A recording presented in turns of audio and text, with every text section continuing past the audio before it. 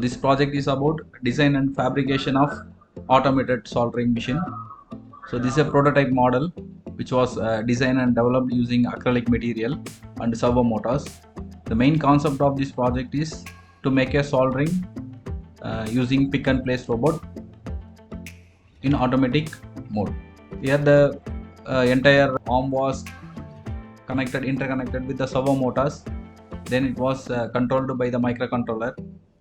In microcontroller we have coded to solder to the particular path or particular location.